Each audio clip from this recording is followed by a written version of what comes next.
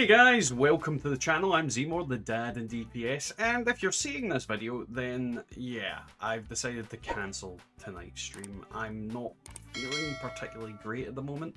I'm not going to go into it too much. Some things have happened.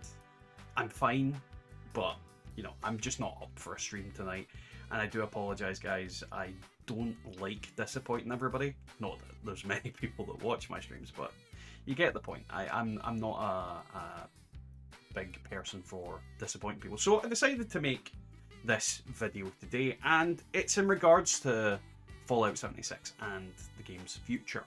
And more specifically towards the raids that are coming, and to get my general opinion across on what I feel about them, what I think about them, and how I think they could expand this, how I think they could improve it, and my general just thoughts on it.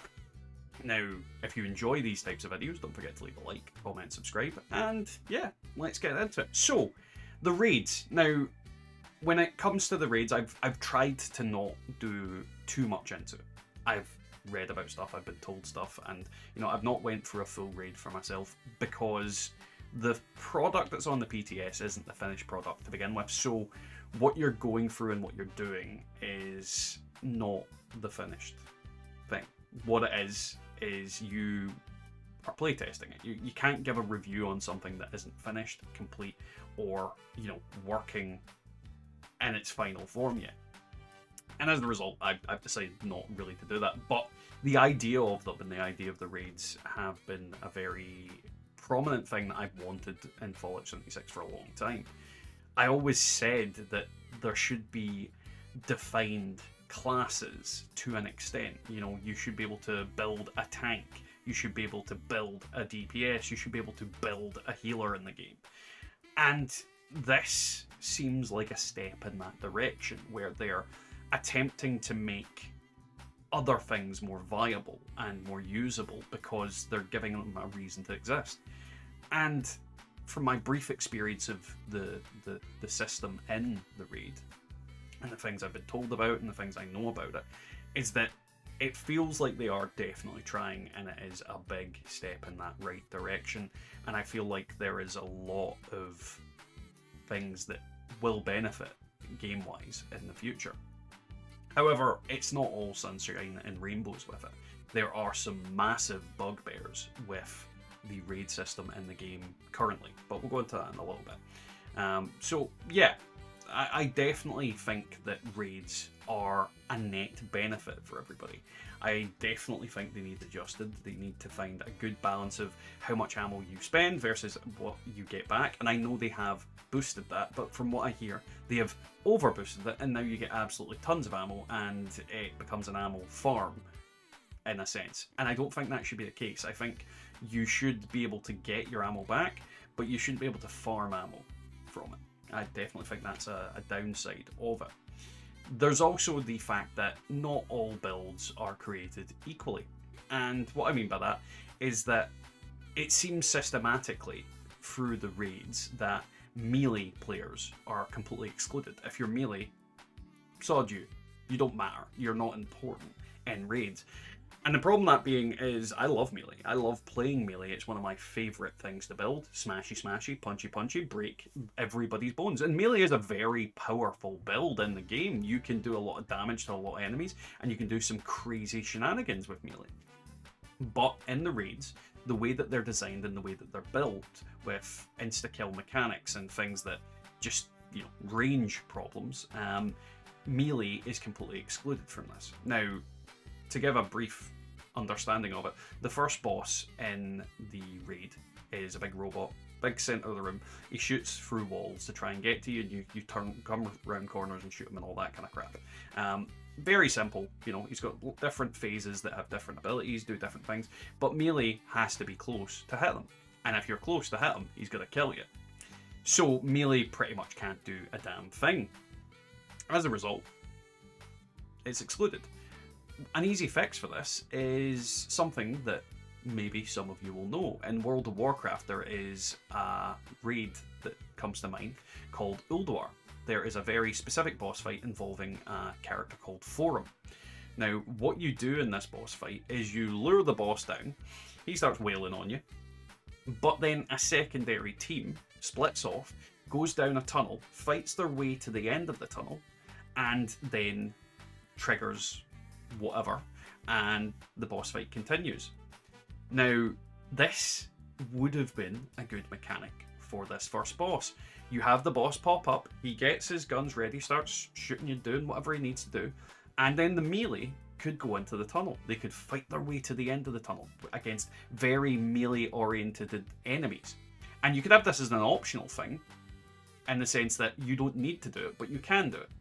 And it would benefit people having a melee on their team. So the melee fights his way through, gets to the end of the thing, turns off the shield generator for the boss, and then you can deal double damage to him while he's stunned and flailing around.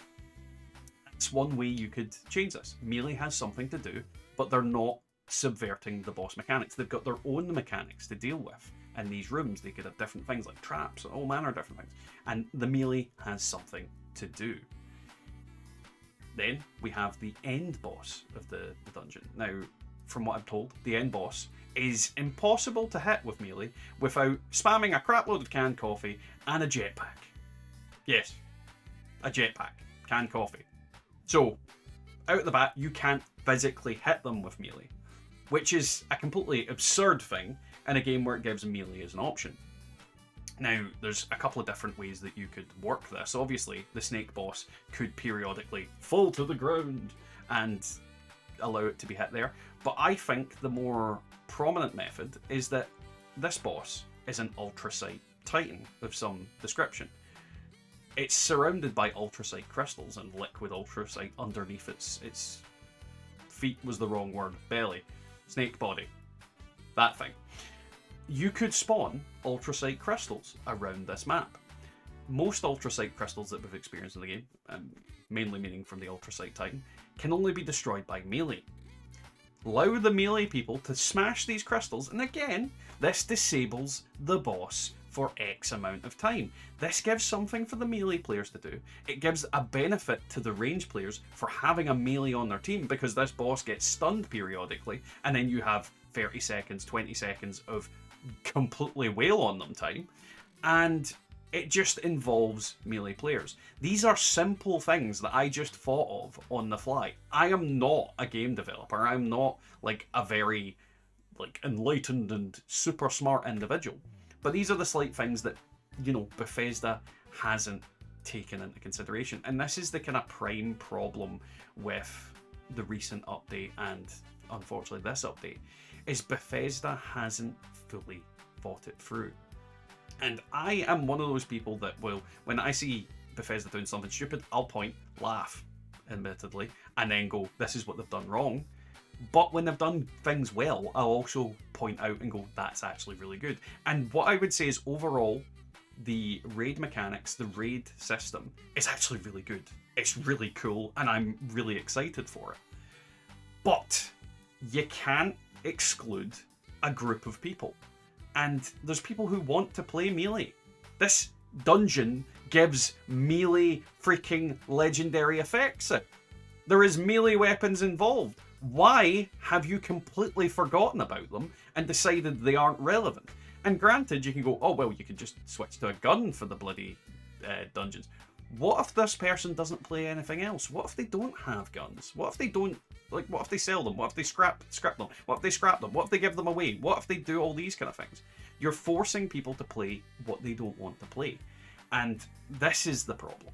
This is the kind of thing that the core of it, that I have with it. I think overall, the raid system is absolutely fantastic. It's going to be a great thing for the game, and it's going to introduce a lot of different things and be an overall net positive, and potentially content that they can make and change and do things for absolute years. I'm hoping that they take the thoughts of the raid bosses and they implement it into the bosses that already exist. I'd love for them to go back and look at the Scorched Beast Queen, and when her HP gets to a certain level, she just decides, you know what, screw you, smashes into the ground, creates a massive ultracite crater, and this spawns like a ton of other ultracite Scorched Beasts that fly around and fire things and do it, and you need to take them down. Once they die, Scorched Beast Queen rises from the muck. She can't fly anymore, but she's stronger.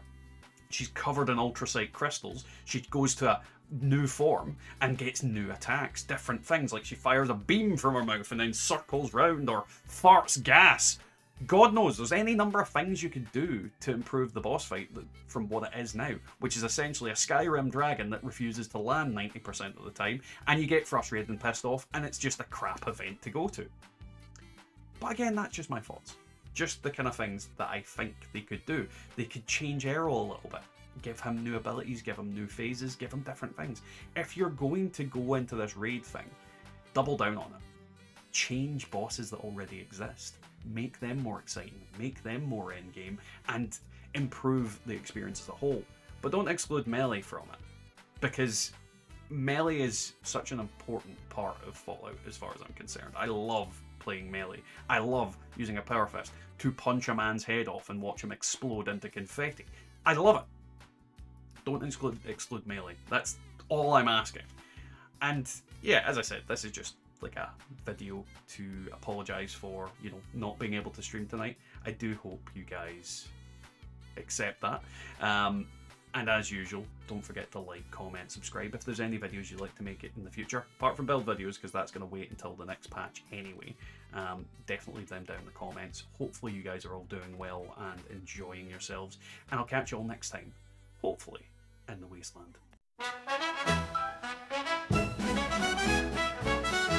In a world of rust and danger, where the shadows dance and linger, there's a merchant with a smile so sly, trading treasures, oh my, my. In the glow of old neon lights, she makes the midnight markets bright with a wink. She shifts the scene, dreams for sale from the unseen, purveyor murmur with a mystic tune, selling whims beneath the moon. In the ruins, a heart so grand, turning rubble into golden sand. Her wares like whispers in the breeze, carry secrets from the chart trees, gems and trinkets, rare delight, found in the shadows of the night. In a landscape rough and eerie, she spins tales never weary, with each trade a glint of grace.